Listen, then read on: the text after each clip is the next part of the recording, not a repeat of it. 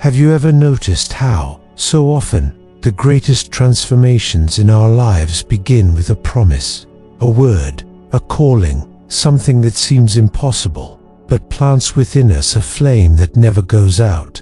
That's how it was with Abraham, an ordinary man, living in a distant land, when he heard a voice that would forever change the destiny of humanity, the voice of God. And that voice said to him, "I will make you into a great nation, and in you all the families of the earth will be blessed." Think with me. What would you do if God made you a promise like that? Maybe you'd feel joy, maybe fear, maybe even doubt. And here's already the first lesson for you and me. God's promise is always greater than anything we can imagine. But before I continue, let me ask you something. If this message is already touching your heart, go ahead and like this video right now. That helps spread the word to more people who need to hear this revelation. Abraham received the promise, but there was one detail that made everything even more impossible. He and his wife Sarah were already advanced in age. Picture the scene. Two elderly people being told by God that they would have a child, and that this child would be the beginning of a multitude of descendants, as numerous as the stars in the sky. The human mind would say, "There's no way." But true faith answers, if God said it, it will happen. But between the promise and its fulfillment, there is a space called waiting. And it's in that space that so many of us stumble. Have you ever lived that? You received a promise, a word of hope, but as time passed, you started to doubt. That's the moment when the heart is torn between trusting God or trying to fix it with our own hands. And that's exactly what happened with Abraham and Sarah. Sarah, tired of waiting, made a proposal to Abraham. She said, "Since the Lord has kept me from having children, go to my servant Hagar. Perhaps I can build a family through her." And Abraham agreed. Hagar, the Egyptian servant, became pregnant. Humanly speaking, it seemed like the perfect solution. But spiritually, it was the beginning of a division that still echoes to this day. And here I need to ask you, how many times, tired of waiting on God, have we tried to fix things ourselves? How many times, instead of trusting God's timing, do we take human shortcuts that end up bringing pain? This is a deep reflection, because Abraham's story is not just about the past. It is a mirror of our faith journey today. When Hagar became pregnant, the tension started inside Abraham's own household. Sarah felt despised. Hagar, perhaps feeling valued, began to look at her mistress with arrogance. And what was supposed to be a solution became conflict. What was supposed to be a blessing brought tears. This shows us something powerful. Every time we try to speed up God's plans with our own strength, we create consequences we were not prepared to face. And yet, even in the midst of human error, God was still writing His story. Maybe you're living exactly that right now. Maybe you're stuck between a promise and the waiting.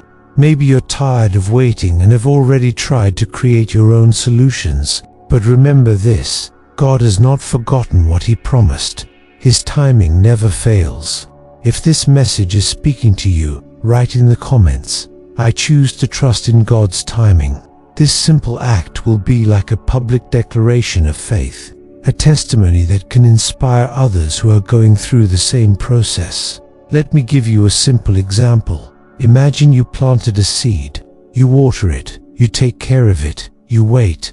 But the seed doesn't sprout immediately. If you dig up the soil every day to see if it's growing, you'll kill the process. The seed needs time, silence, patience. It's the same with God's promise. It's no use digging into the soil of anxiety. You have to trust that, at the right time, the seed will break through the ground and bloom. This is the central message of this first part of the story. The promise requires waiting, and waiting requires faith. And next, we'll dive even deeper. Who was Hagar? What happened to Ishmael, the son of Abraham and the Egyptian servant? And how did this decision forever mark the history of humanity? So don't leave this video, because you need to hear this part. And if you haven't subscribed to the channel yet, Do it now and hit the bell icon. That way you won't miss any message that can transform your faith and open your eyes to God's greater plan. We've already seen how Abraham and Sarah received God's promise, but in the difficulty of waiting, they chose to act with their own hands. The consequence was the birth of Ishmael, Abraham's son, with Hagar, the Egyptian servant. But here begins a new chapter in this story, a chapter of pain, of struggle, but also of revelation. After Hagar became pregnant, the atmosphere inside Abraham's house became unbearable. Sarah, filled with jealousy and pain, began to treat her servant harshly, and Hagar fled into the desert. Picture the scene: a foreign woman, pregnant, alone, without direction, lost in the vastness of the desert. It was the picture of human vulnerability, and it's precisely at that moment that God's grace appears. An angel of the Lord finds Hagar and says to her, "Return to your mistress and submit yourself under her hand. I will greatly multiply your descendants so that they will be too numerous to count." And the angel added, "You are now pregnant, and you will give birth to a son. You shall call him Ishmael, for the Lord has heard of your misery." See how powerful this is. Even in a situation born of human impatience, God extends His mercy. He looks upon Hagar, a foreign servant, and promises her countless descendants. This teaches us something profound. God never abandons anyone. Even when we're in the desert of our own decisions, He still sees us. The name Ishmael means God hears, and that detail is tremendous because it shows that in the midst of Hagar's tears, in the midst of abandonment, God inclined His ears. How many times have you felt like Hagar? Alone, forgotten, mistreated, not knowing where to turn. Maybe even asking yourself, does God still hear me? Well, the name Ishmael is the answer. God hears. He always hears. Write in the comments right now, God hears me, even in the desert. That phrase will be not just a confession of faith, but a powerful reminder to your soul and to everyone who reads it. Time passed. Ishmael grew, but God's promise was still standing. Abraham would have a son with Sarah, and one day, against all human expectations, the impossible happened. Sarah, already elderly, became pregnant, and Isaac was born, the son of promise. Here we have a powerful contrast. Ishmael represented the human attempt to fulfill God's promise by our own strength. Isaac represented the supernatural fulfillment in God's perfect timing. This teaches us that the difference between our time and God's time is the difference between human effort and divine miracle. How many times have you tried to solve something on your own and only found frustration? And how many times, when you finally surrendered the situation into God's hands, did you see the miracle happen? But the story doesn't end there. Isaac was born, and with him came a new conflict. On one occasion, Sarah saw Ishmael mocking Isaac, driven by maternal instinct and by fear of seeing her son's inheritance threatened. She asked Abraham to send Hagar and Ishmael away.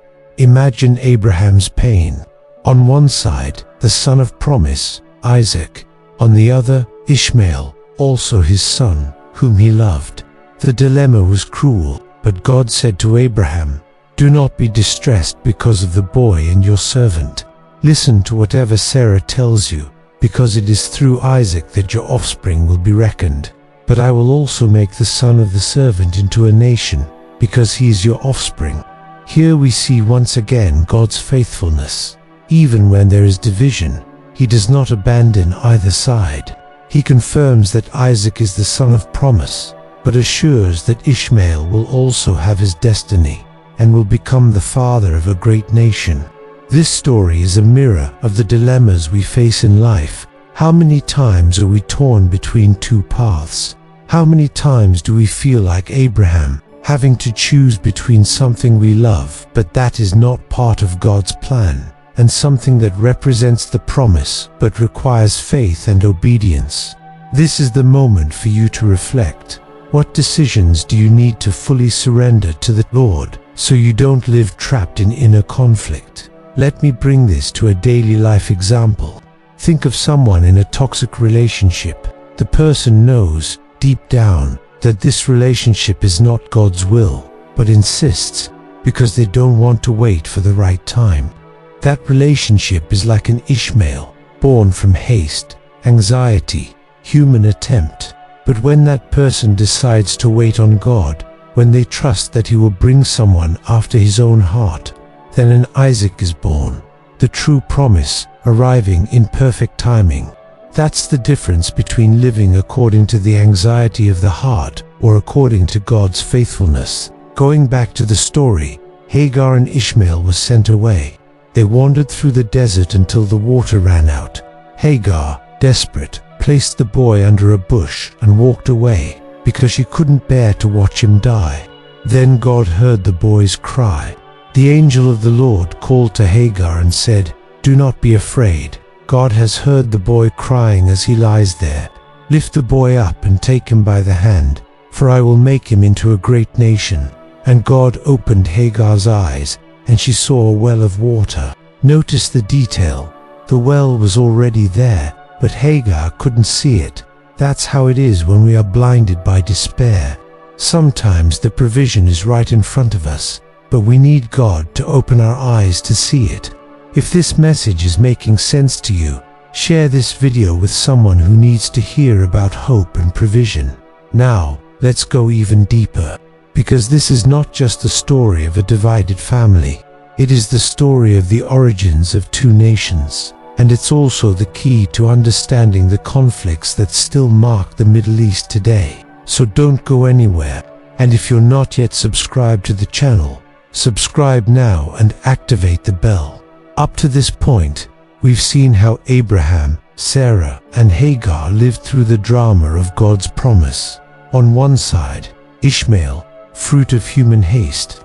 On the other, Isaac, the child of the impossible, born of promise. But this is not just the story of a family. It is the story of two nations. It is the origin of two peoples who still shape the history of humanity. God promised Hagar, "From the son of the servant I will make a great nation." And so it was. Ishmael became the father of the Arab peoples. His descendants grew, spread, and formed powerful nations. However, throughout history, this lineage also carried the mark of conflict. The Bible describes Ishmael as someone who will be a wild donkey of a man. His hand will be against everyone, and everyone's hand against him. A prophecy that speaks of struggle, independence, and resistance. But remember, even in that scenario, God's promise was fulfilled. He cared for Ishmael, multiplied him, and made him into a numerous people. On the other hand, Isaac became the son of the covenant. From him came Jacob, later called Israel. And from Israel came the chosen people, from whom the Messiah, Jesus Christ, would be born. Notice the grandeur of this. On one side, Ishmael, father of great peoples. On the other, Isaac, root of the messianic promise. It's as if two lines of destiny were running in parallel, fulfilling different roles within God's plan. If we move forward in history, we'll see that the descendants of Ishmael and the descendants of Isaac lived in constant tension. The conflict between Arabs and Jews has spiritual roots that go back to this very episode. And the most striking thing is that even today we see the reflections of this division in the Middle East. In wars, disputes over land, struggles of identity. It all began in a tent, with a decision made by a couple who didn't want to wait for God's timing. A choice driven by anxiety generated centuries of conflict. This teaches us something very serious. Our choices don't affect only us. They can echo for generations. Now, I want to bring this to your life.